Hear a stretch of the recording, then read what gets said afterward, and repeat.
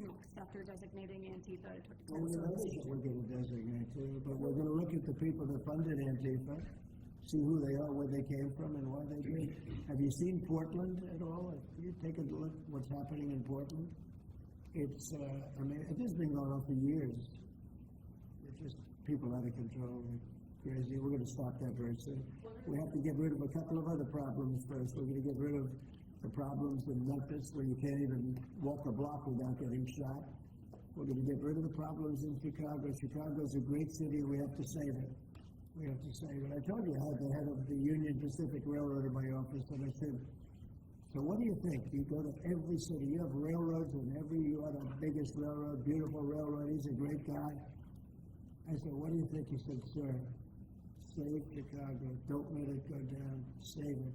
The way he said it was so meaningful to me. It was so like terrible. In a way, it was terrible. Save Chicago. Who would ever think that we'd be sitting here talking about saving Chicago? Chicago's a great city. They have a terrible mayor. Terrible. He's at like 5% approval rating. He's an incompetent person.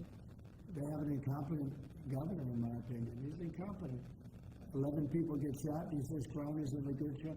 I mean, they're losing 4, 5, 6 people a week getting killed by bullets, by knives. And then he says how wonderful it is, Chicago. So, it might be wonderful for him. I think they're afraid. Look, he's not a stupid guy. I really believe they're afraid to say, politically, I guess, from an ideology standpoint, from a democratic standpoint, he is afraid to say the fact that they have a very unsafe, very dangerous city. He should say, I'm going to call President Donald Trump, and I'm going to ask him to send in the troops, to send in the National Guard and clean this hellhole up. Because Chicago can be a great city again. I'll tell you what, Washington, D.C. is a great place again. It's booming, and the restaurants are booming. And 6 months ago, 7 months ago, nobody could go outside. And even just walking around the White House, people here are thanking me for what I've done. They're thanking me. They're saying thank you. I almost know what they mean, because they can walk to work. And even when they took Uber and they took other forms of transportation, they felt unsafe because the car was hijacked while they're in there. They take a car, and it's being hijacked as they get into the car, and they did that for safety.